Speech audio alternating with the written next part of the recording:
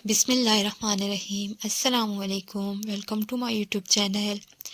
अपने हिसाब से अपनी मर्ज़ी से कोई भी आप वेजिटेबल्स लें, उसमें ब्रेड डालें और उस पे आपने क्या करना है, उस पे आपने डालना है थोड़ा सा पानी।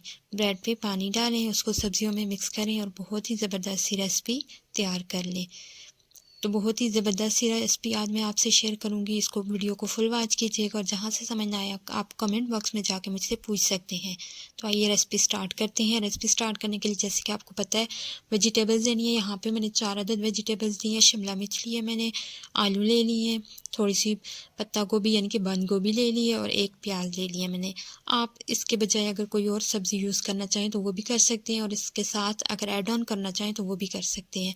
सबसे पहले आलूओं को ग्रेटर की मदद से मैंने ग्रेट कर लिया। जैसा कि आपको पता होता है कि आलू में बहुत पानी है, तो इनको मैंने धो के अच्छे तरीके से फिर इनको सही तरह से निचोड़ के तब हम शामिल करेंगे स्नैक्स बनाने के लिए। तो यहाँ पे सारी वेजिटेबल्स मैंने कट करके रख ली हैं। आलू भी मैंने बिल्कुल निचोड़ के रखी हैं ताकि उनका पानी बीच में ना जाए।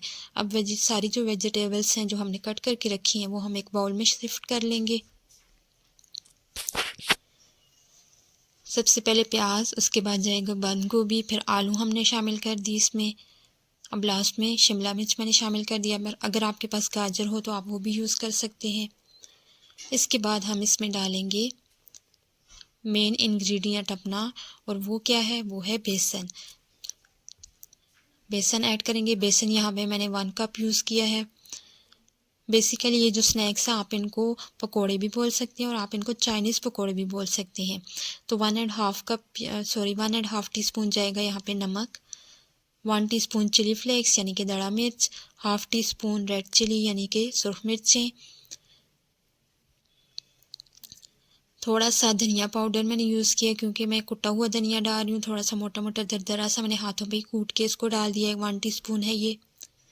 इसके बाद 1 टीस्पून भर के चाट मसाला शामिल करेंगे। इससे टेस्ट बहुत अच्छा हो जाता है। और यहाँ पे चाइनीज़ पकोड़े मैंने क्यों इसे बोला था, क्योंकि हम इसमें शामिल कर रहे हैं सोया सॉस 2 टीस्पून और चिली सॉस इसमें जाएगी 2 टीस्पून। तो सारी चीज़ें हम डाल चुके हैं, सारे मसाले हम ऐड कर चुके हैं। अब हम इसको मिक्स कर लेंगे। पहले आपने इसको खुश्क ही मिक्स करना है। अभी आपने इसमें पानी यूज़ नहीं करना। जब अच्छे से आपका सारा मिक्सचर एक दूसरे में मिक्स हो जाए और आपको फिर जो ड्राई लगेगा उसके बाद आपने थोड़ा थोड़ा करके पानी ऐड करना है। बहुत आपने पानी इसको पतला नहीं कर देना, थोड़ा सा थिक ही रखेंगे हम। इसके बाद इसमें जाएगी ब्रेड के स्लाइसेस। यहाँ पे पहले मैं एक ब्रेड का स्लाइसेस में शामिल करूँगी। ब्रेड के स्लाइसेस में शामिल करने के बाद इसका जो मज़ा है वो दोबारा हो जाता है। आप ज़रूर इस रेसिपी को ट्राई कीजिएगा। पकोड़े तो आप सब ने बनाए होंगे लेकिन इस तरह के पकोड़े आपने कभी नहीं खाए होंगे। ब्रेड शामिल करने के बाद थोड़ी सी इसको पानी डाल देंगे क्योंकि ब्रेड जो हमारी ड्राई है तो उसको सोक करने के लिए हमने इसमें पानी डाल दिया। इससे क्रिस्पी, बहुत ही क्रिस्पी पकोड़े बनेंगे आपके अगर आप ब्रेड के स्लाइसेस में शामिल करेंगे। 2 ब्रेड के स्लाइस में यहाँ पे शामिल करूँगी इसमें, तो दूसरा भी इसमें तोड़ के ऐड करने के बाद इसको मिक्स कर लेंगे।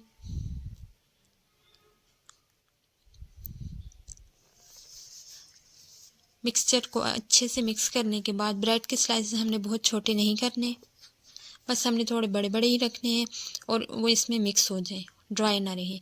उसके बाद ऑयल मैंने गरम कर लिया है। गरम ऑयल होने के बाद इसमें हम अपने जो चाइनीज़ पकोड़े हैं वो बनाएंगे, वो तल लेंगे, फ्राई कर लेंगे।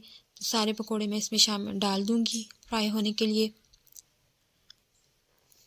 तो पकोड़े मैंने डाल दिए हैं। अब इनको एक तरफ से पका लेंगे। एक तरफ से डन होने के बाद हम इनकी साइड्स पलट देंगे।